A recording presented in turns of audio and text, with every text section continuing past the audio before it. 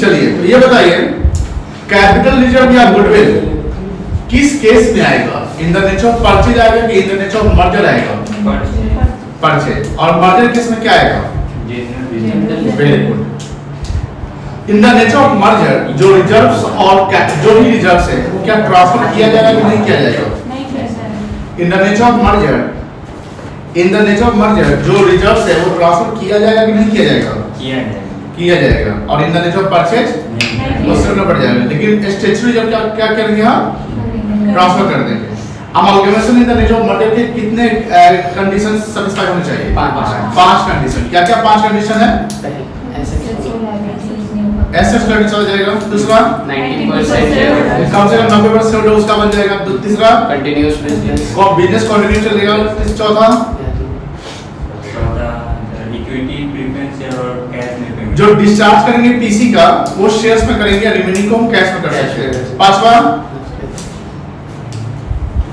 जो book value of assets library है उसका एडजस्टमेंट नहीं करेंगे। चलो तो ठीक ठाक है आपका, ये याद रखिएगा।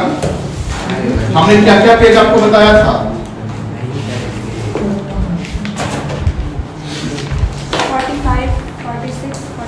45 बताया था। 45 में क्यों नहीं बताया होगा? 45 पढ़ लिए थे? Amalgamation in the nature of purchase जो हमने कंडीशन बताया था वही कंडीशन यहाँ पे लिखा हुआ है, कोई दिक्कत नहीं है। चलिए उसके बाद एक पेज नंबर 47 पे आ जाना।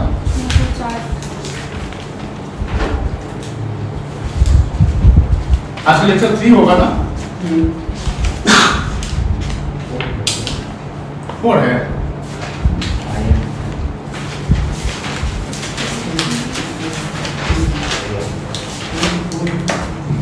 हाँ 4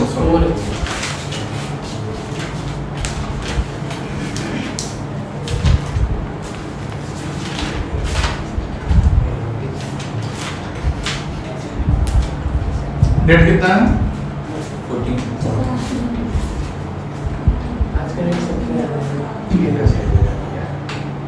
14 अक्टूबर। 47 नंबर पेज पे क्या लिखा हुआ है?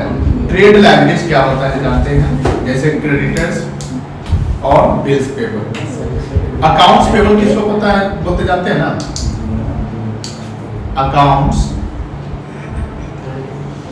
पेबल, इसी का एक और नाम है ट्रेड पेबल। ठीक है, ये हमारी लायबिलिटीज है और liability in the nature of trade. जब हम ट्रेड कर रहे हैं तो हमारी लायबिलिटी क्रिएट कर रहे हो रही है, जिसमें 2 चीज आएंगे, हमारा क्रेडिटर्स आ जाएगा और बिल्स पेबल आएगा। ये सब टर्म्स हैं। उसी प्रकार एक मिल सकता है आपको अकाउंट रिसीवेबल।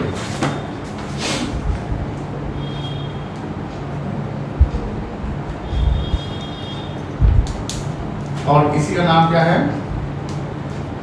ट्रेड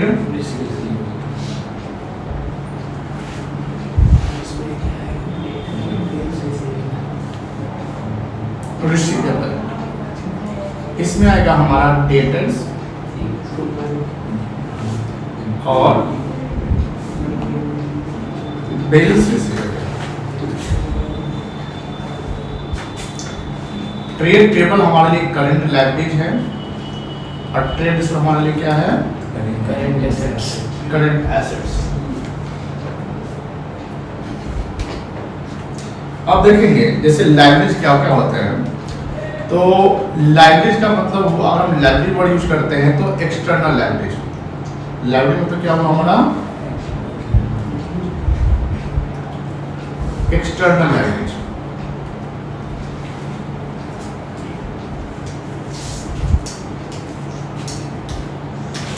अब एक्सटर्नल को हम 2 पार्ट में बांट सकते हैं। एक होता है आपका non current liabilities.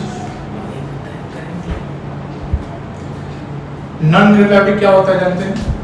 Long term liability यानी जो लायबिलिटी हमारी पेबल है बियॉन्ड 1 अकाउंटिंग ईयर और 1 ऑपरेटिंग साइकिल, उसको बोलते हैं non current liabilities.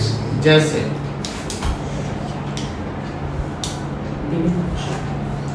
Debentures,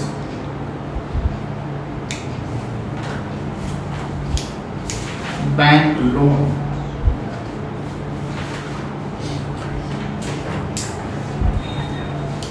cash credit,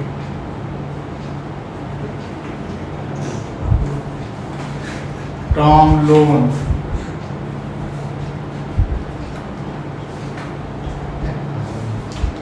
long term liabilities,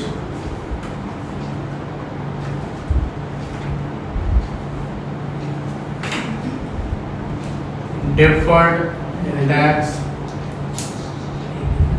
liability, इसको DTL कहते हैं, etc. और दूसरा होता है हमारा करंट लाइबिलिटी। ये जानते हैं इसमें क्या आएगा? जो लाइबिलिटी हमारी एक अकाउंटिंग ईयर के भीतर पेबल है उसको बोलते हैं करंट लाइबिलिटी। कैसे? ट्रेड पेबल कह सकते हैं, और क्या कर सकते हैं? तो उसमें आ गया बैंक ओवरड्राफ्ट। जानते हैं क्या होता है? क्या होता है बैंक ओवरड्राफ्ट? बैंक ओवरड्राफ्ट क्या होता है आप बताइए।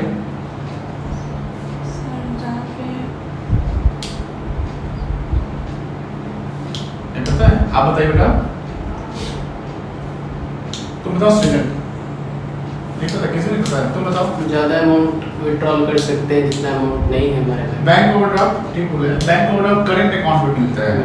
करंट अकाउंट बिजनेसमैन का होता है, जब हमारे बिजनेस में जो लिमिट है उससे ज़्यादा हम निकाल दिए, यानी जो बिजनेस में बैलेंस अकाउंट में है बैंक में उससे ज़्यादा ड्रॉ कर लेते हैं, ओवरड्रॉ कहते हैं, उसको बोलते हैं बैंक ओवरड्राफ्ट। ठीक है, एक तरह का लोन भी है। सॉरी, एक तरह का लोन भी है। हाँ, ये एक तरीके का लोन है जो शॉर्ट टर्म लोन है।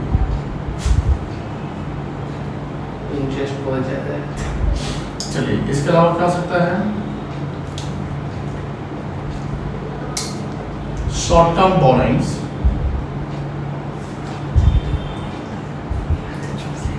डिविडेंड पेबल,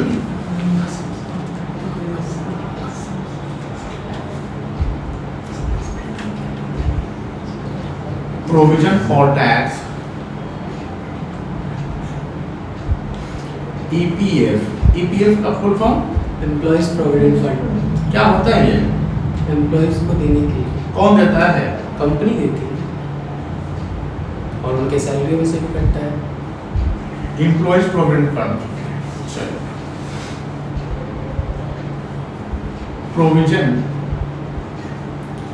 फॉर लाइबिलिटीज, कोई भी लाइबिलिटी के लिए। आउटस्टैंडिंग,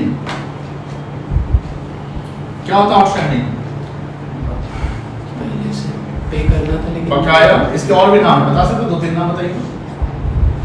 आउटस्टैंडिंग के 2-4 नाम बताइए। बोलेगा ये तो पता था। इसके और नाम है जैसे अनपेड, ठीक है, एरियर, ठीक है, not yet paid, due, payable, etcetera. Income advance भी हो सकता है। इनकम एडवांस क्या होता है? इनकम एडवांस क्या होता है? कोई भी इनकम एक्रू होने से पहले ही हमको रिसीव हो गया। जैसे मेरा कोई मान लो कि हमने, मुझे रेंट आता है और कोई कस्टमर मुझे रेंट जो है, सॉरी जो टेनेंट है मुझे रेंट 2 महीने का एडवांस दे दिया इस साल में, तो मेरे लिए क्या है? लायबिलिटी है। इनकम एडवांस हमारे लिए लायबिलिटी होती है, कोई दिक्कत नहीं है। Income received before it becomes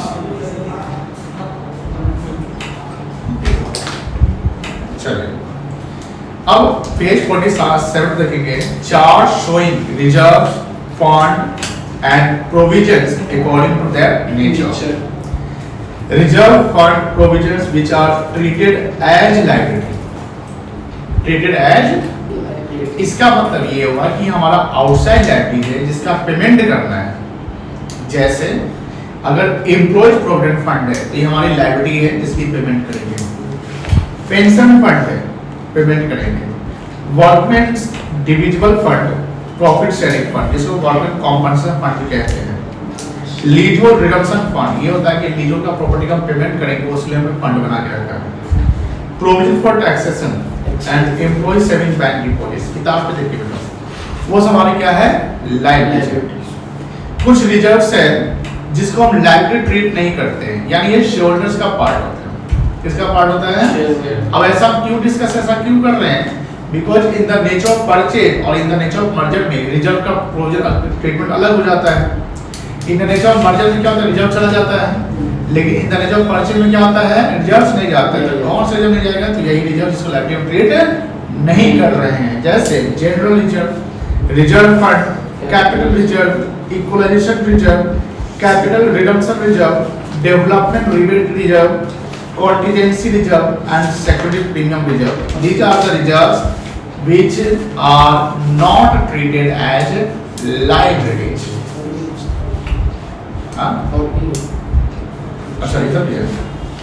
Sorry. Insurance fund, workmen compensation fund, debenture redemption reserve और accidental compensation fund.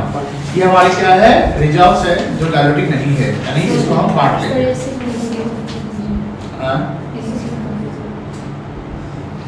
गड़बड़ लगेगा तो एक काम करिए ना, उधर ऐसे जा रहा है, अब उधर नहीं आता तुम इधर आ जाओ, आ गया इस तरह तुमको ठंडा लग रहा है, 27 में ठंडा लग रहा है आपको, अब इतना थक के आए होंगे तभी सर वहाँ से डायरेक्ट क्या होगा, सर वहाँ से डायरेक्ट में बात करते हैं। आपको नहीं लग रहा होगा, इसलिए ध्यान इसको लग रहा है, उसको क्या उसको लग रहा है, तुमको लग रहा है तो आना जब आगे चाहे उस पे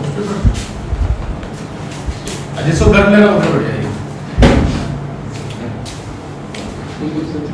क्लास रिकॉर्ड करने के लिए ना वो चल जाता है, मतलब हमको नहीं शौक है, हम तो पंखा ही चला लेते हैं, पंखा चलाएंगे तो क्लास में गड़ करते रहते हैं। चलिए तो ये हो गया स्टैट्यूटरी रिजर्व। कुछ बताया क्या स्टैट्यूटरी रिजर्व कहानी याद है?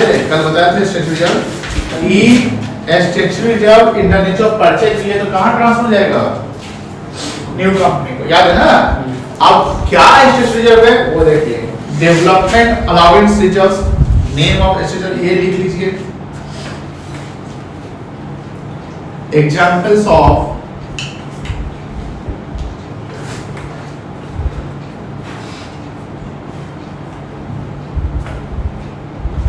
statutory reserves।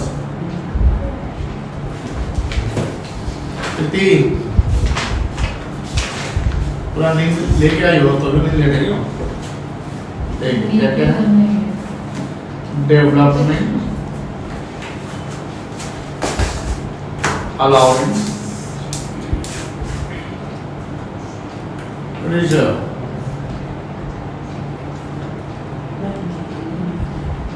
investment allowance reserve,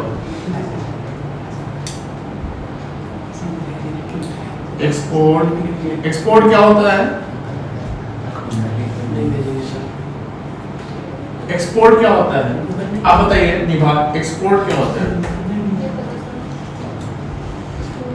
ऐसे एक्सपोर्ट कोई भी चीज को बाहर भेजते हैं। कहाँ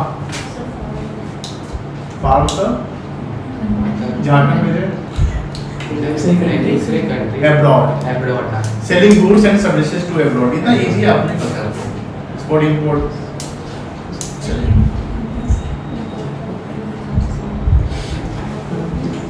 foreign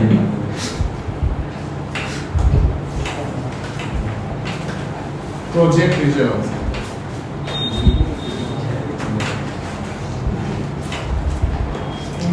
capital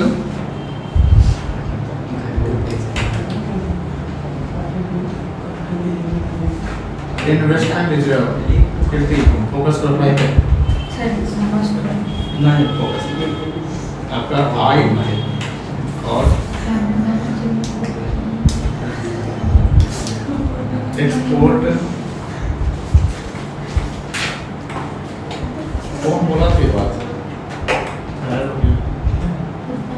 export subsidy reserve. Subsidy क्या होता है? कौन देता है? गवर्नमेंट नाम का काम करे। T development reserve. चाय हाँ चाय बनता है ना, तो चाय पर जो असम सब में होता है, दार्जिलिंग में होता है, तो ये टाटा कंपनी सब वहाँ पर बड़ा प्लांट सेटअप करती है। तो ये क्या है, एग्रीकल्चर प्रोड्यूस होता है, जहाँ पर पहाड़ी इलाकों में काम करते हैं वहाँ के वर्कर को रोजगार मिलता है। तो सरकार क्या करती है, इस पर कुछ रिबेट दे देती है और कंपनी सब जो है उसके डेवलपमेंट के लिए कुछ रिजर्व बनाती है। टी डेवलपमेंट का मतलब हुआ कि हम ये जो प्रोडक्शन कर रहे हैं, टी का प्रोडक्शन कर रहे हैं, उसके लिए हम कुछ रिजर्व बनाएं। क्यों? क्योंकि आने वाले समय में हम इसकी अच्छी क्वालिटी और प्रोडक्शन कर सकें। क्योंकि अच्छी क्वालिटी बनाने के लिए खर्च करना पड़ता है। ऐसा नहीं कि पत्ता तोड़ के लाए पैकेट पे अब बेच दिया, ऐसा थोड़ी होता है। दार्जिलिंग सब कभी गए दार्जिलिंग असम कभी जाइए दार्जिलिंग असम, तो वो क्या मतलब कि पूरा रोड साइड जैसे होता है ना, वो सब बेचते रहते हैं। वहाँ जो आप लीफ लेते हैं वो क्या होता है, लीफ को तोड़ के डालते हैं, मतलब कि वो ये क्या होता है उसको प्योर, मतलब कि साफ नहीं करता उसको। साफ इन द सेंस जो हम चाय पत्ती खरीदते हैं तो प्रॉपर बना के बेचता है। फिर वहाँ से लेते तो प्योर नहीं रहता, मतलब कि वो क्या डायरेक्ट वो रॉ रहता है, रॉ समझते हैं ना, अच्छा वहाँ से लिए वो बेचते हैं, वो रॉ रहता है। हम लोग कर लेते 5 किलो ये, और 5 किलो में इतना यूज हुआ, ठीक नहीं लगा तो इसे पड़ा लगा, फिर आ गया। चलिए ना, तो दी जा रहा था व्हाट बताइए, चलिए अब हम लोग आते हैं पीसी पे। पीसी मतलब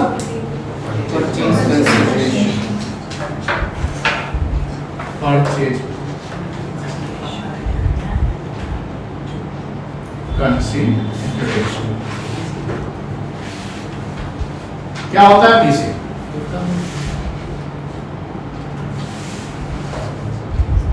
अरे क्या होता है पीसी? नहीं जानते हैं? कंपनी में डेवलप करते हैं। There are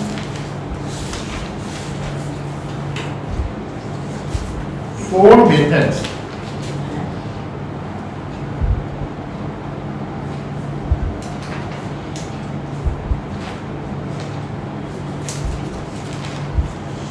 for computation of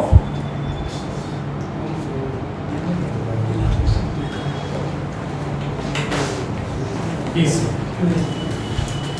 पहला है लंप सम मेथड। क्या होता है लंप सम मेथड? लंप सम क्या होता है? लंप सम का मतलब है एक मुश्त। जैसे आप गए किसी बिजनेस को खरीदने या एक्वायर कर रहे हैं, तो कितना पड़ेगा इसका?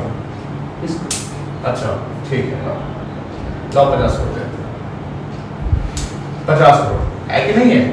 तो ये लंप सम हो गया। क्या हो गया बेटा? अब उसका हम जो सवाल लिए तो हम अपने अकाउंटेंट को बोलते चार्ट अकाउंटेंट भाई इसका वैल्यूएशन करो, तो दरअसल इसका टोटल एसेट 60 करोड़ है और जो लायबिलिटी है इसका 12 करोड़ है। तो हम तो 50 करोड़ की बात करके आए हैं, कितना तो 60 12 से 48 करोड़ इसका नेट एसेट्स हो गया। तो हम कितना ज्यादा दे दिए? हाँ कितना ज्यादा दे दिए? 2 करोड़। तो ठीक है, गुड मार देते हैं। तो लंप सम का मतलब है एक मुश्त, जो हमने बिजनेस को बात किया और उसमें में हम जैसे आपने इशू ऑफ शेयर्स पढ़े होंगे, पार्ट 1 में पढ़े होंगे एंड 12 में पढ़े होंगे। तो होता है कि A limited acquire the business of airport इतना एंड एक्वायर द एसेट्स, ठीक है, तो वहाँ डिफरेंस रेट होता है, दैट इज लंप सम। दूसरा है नेट एसेट्स मेथड। ये मेथड क्या है ना कि आपका एसेट्स हम लेंगे, आपका हम एसेट्स लेंगे, आपका लायबिलिटी लेंगे, उसका नेट एसेट निकालेंगे। नेट एसेट निकालना बताए हुए ना, टोटल एसेट माइनस लायबिलिटी, जो आया वही पीसी हो गया। तो ऐसे सवाल बनाए होंगे आप कि ऐसा नहीं ना कि पीसी और नेट एसेट हमेशा अलग आएगा, ऐसा है क्या? पॉसिबल है? हमेशा होगा क्या? नहीं है। तो हो सकता है कि तुम्हारा वैल्यूएशन कर दे कितना है, तो सर इतना एसेट्स इतना लायबिलिटी है, चलो कितना हो गया? इतना, चलो इतना ही ले लो, हो गया कि नहीं? हम आपको एक्स्ट्रा दे रहे हैं, एक्स्ट्रा कम दे रहे हैं ना ज्यादा दे रहे हैं? तो वहां पर ना गुडविल आएगा, ना कैपिटल रिजर्व आएगा, ना जनरल रिजर्व आएगा। तो that is called net asset, ठीक है। थर्ड है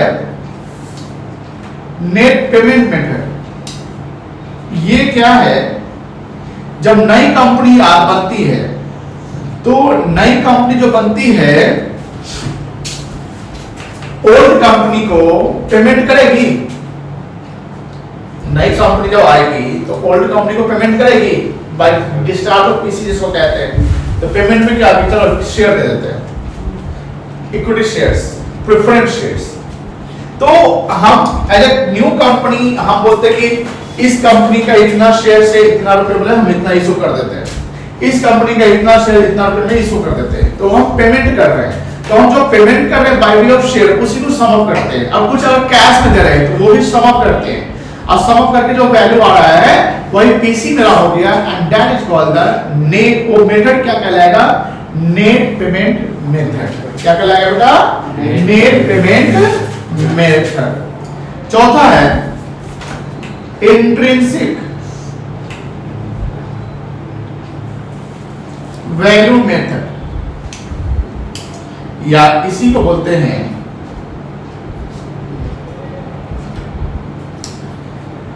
शेयर एक्सचेंज मेथड। जैसे ओल्ड कंपनी का मान लो कि शेयर का फेस वैल्यू 10 रुपया है, मतलब ए है बी है और यहाँ ए बी बन गया। क्या है, ए है बी है बन गया ए बी। ये मर्जर है कि क्या है, परचेज है, मर्जर है। ए के शेयर का फेस वैल्यू 10 रुपया, या मान लो उसका टोटल एसेट्स है 50 करोड़, उसका शेयर है 5 करोड़, तो शेयर का वैल्यू कितना हो गया 10 रुपये। इसका शेयर है 40 करोड़, फेस वैल्यू है 20, कितना वैल्यू आ गया 20 गुना 2 रुपया, 20 करोड़ माल होता है, ठीक है। तो अब यहाँ पर क्या है कि जो रेट आ रहा है, रेट पर शेयर, उसको बोलते हैं इंट्रिंसिक वैल्यू। क्या बोलते हैं, इंट्रिंसिक वैल्यू। इंट्रिंसिक वैल्यू का मतलब है कि वैल्यू पर शेयर, यानी वैल्यू ऑफ योर बिजनेस पर share, value of your business. Intrinsic value का मतलब हुआ कि राइट नाउ जो कंपनी की वैल्यू है, फेस वैल्यू नहीं कहते, जो वैल्यू है। तो हम क्या कहेंगे, एक अब दो कंपनी का जो सेम वैल्यू तो नहीं होगा, जो मर्ज हो रही है उसका कुछ अलग होगा, उसका कुछ अलग होगा, एक नई कंपनी बन रही है। तो हम क्या करेंगे, दोनों को लेकर शेयर एक्सचेंज करेंगे। तो इसी को बोलते हैं इंट्रिंसिक वैल्यू मेथड या शेयर एक्सचेंज मेथड। क्या बोलते हैं, इंट्रिंसिक वैल्यू का शेयर एक्सचेंज मेथड। तो 4 का मेथड है पीसी कैलकुलेट करने के। कितना मेथड है, 4। There are 4 methods to compute the purchase consideration. ये 4 मेथड क्या है बेटा, लमसम मेथड है, नेट एसेट्स मेथड है, नेट पेमेंट मेथड है और इंट्रिंसिक वैल्यू मेथड है। कोई दिक्कत नहीं है, क्लियर हो गया। एक है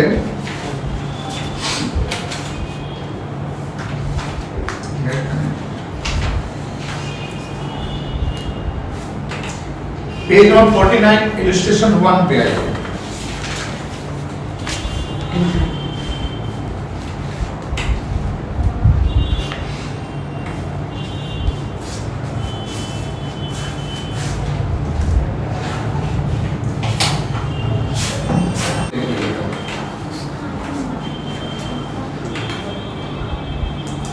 रीतु लिमिटेड, ध्यान से देखिएगा, आराम से पढ़िए। आपके इस चैप्टर का पहला हम क्वेश्चन करा रहे हैं, तो उसको समझ में आ जाए। Ritu limited agree to take over the business of Shelly limited. या रीतु किसको एक्वायर कर रही है, शेली। अब मुझे बताओ कि ये amalgamation in the nature of merger लग रहा है, इस परचेज लग रहा है, परचेज। द कंसिडरेशन, यहाँ जब कंसिडरेशन की बात किया है तो वो पीसी की बात कर रहा है। किसकी बात कर रहा है, पीसी।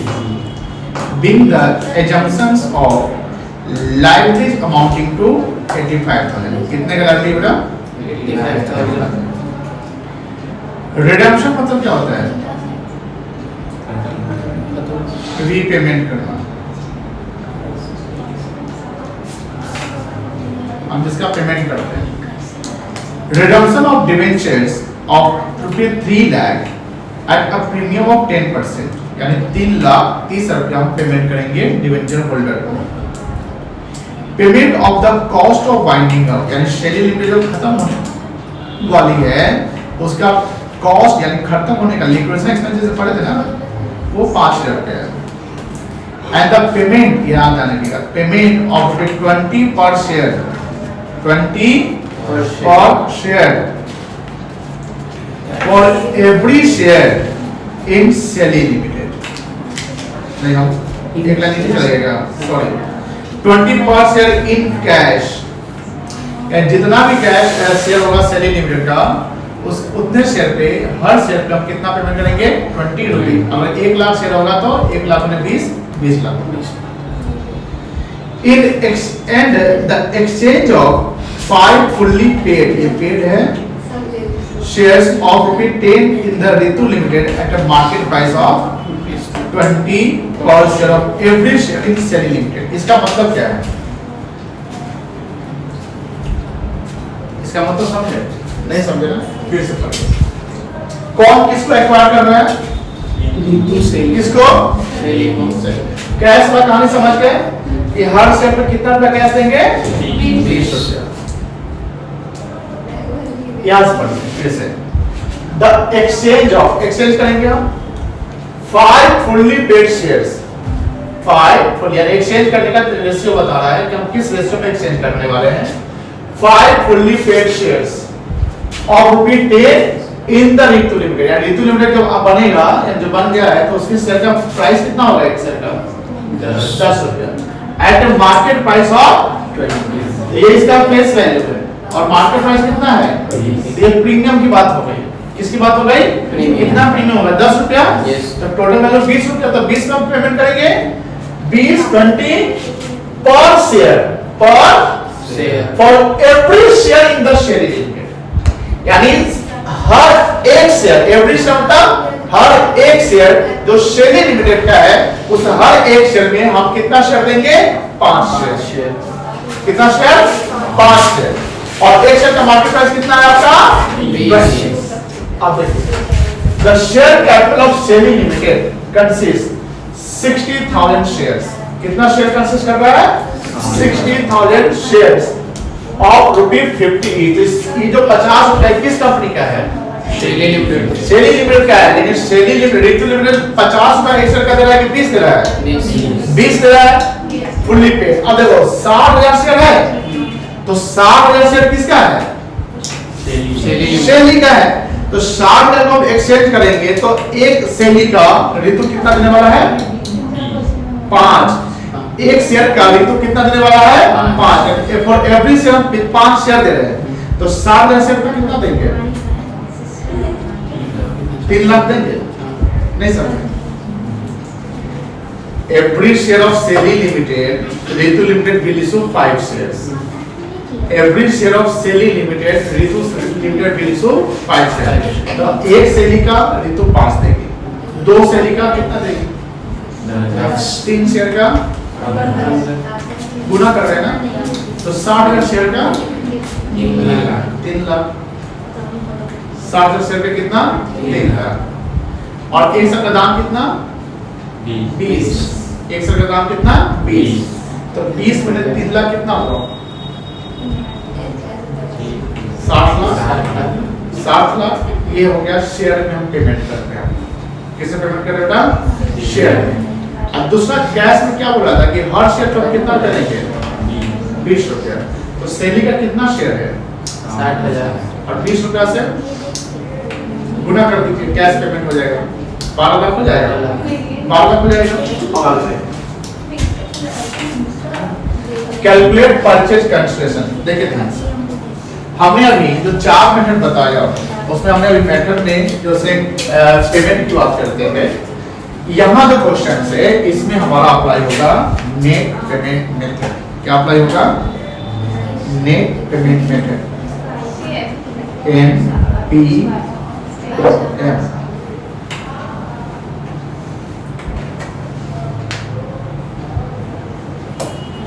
जब हम नेट पेमेंट अप्लाई करेंगे इसमें हम टीसी जब निकालेंगे तो टीसी के लिए क्या क्या लेना पड़ेगा? Cash payment by new company to old company. अगर होगा तो दूसरा issue of equity share by new company to old company. तीसरा issue of preference share by new company to old company. हमें शेयर और cash only share and cash to be taken for computation of PC under net payment method।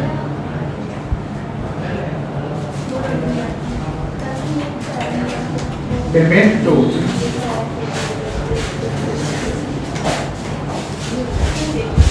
Debenture holders, liquidation expenses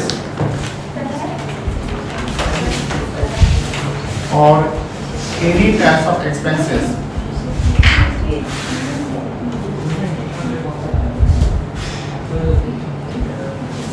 will not be taken।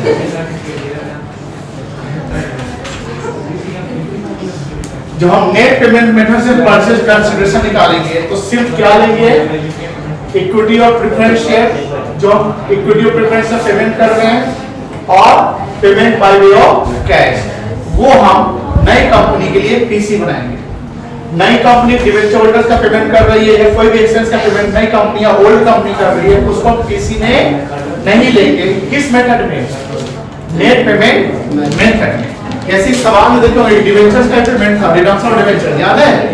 तो इस सवाल में जो net payment methods चल रहे हैं इसमें हम जो payment by way of cash हो रहा है तो 12 लाख रुपया हो रहा है और payment by way of shares हो रहा है तो 60 लाख हो रहा है।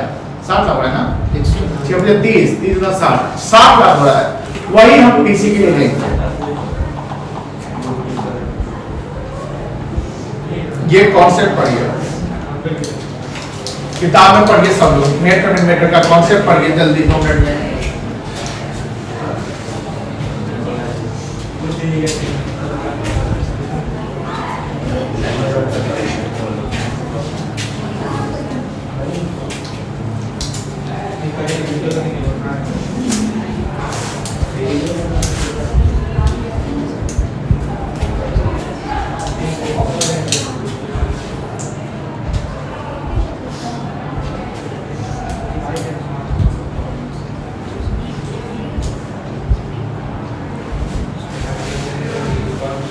समझ गए? समझ गए? खामोशी बताने के लिए समझे। According to AS14, purchase consideration is primarily based on net payment method. Under this method, purchase consideration is the aggregate. Aggregate मतलब total. Aggregate of payment made by the transferee. Transferee कौन है? Old की new? New.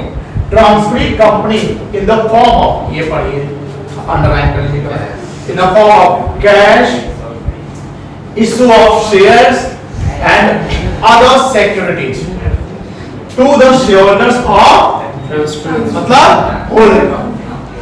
So the payment made, ये line बड़ा important है, payment made to debenture holders and other outside liabilities, कोई भी हो सकता है, bank loan, trade paper, trading and others, in the form of shares. उसको हम शेयर भी देते, किसको? डिबेंचर की बात करता है। डिबेंचर और cash are not included in PC. बात समझ आया? पहले हमारे डिबेंचर होल्डर्स हैं, उनको हम शेयर देते हैं तो वो पीसी में नहीं आएगा। हमारे इक्विटी वाले हैं, उनको कैश दे रहे हैं, पीसी में आएगा।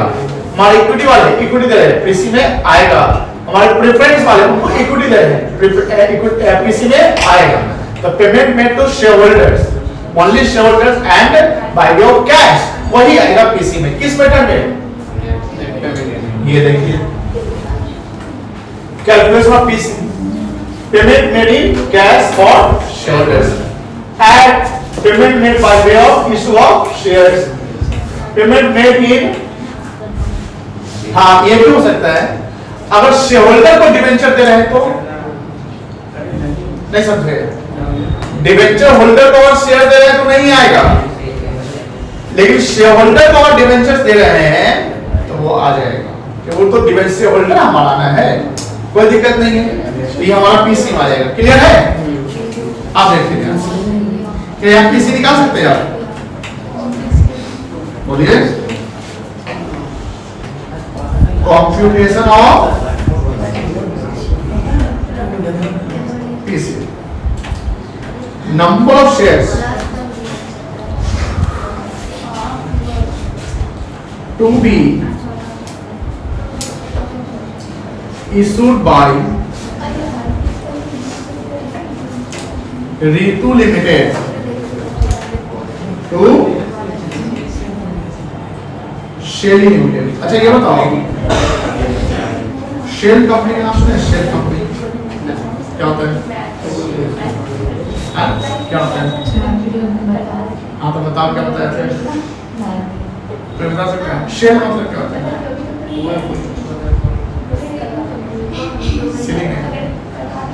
शेल कंपनी होता है जो कंपनी किसी काम का नहीं है मतलब कि शेल में चला गया शेल मतलब वो बेकार है मतलब कोई काम एक्टिविटी नहीं हो रही है शेल ठीक है हाँ ये शेली है शेल कंपनी नहीं नाम है शेली कोई कंपनी नाम है क्या लिखा हुआ है 5 इक्विटी शेयर फॉर एवरी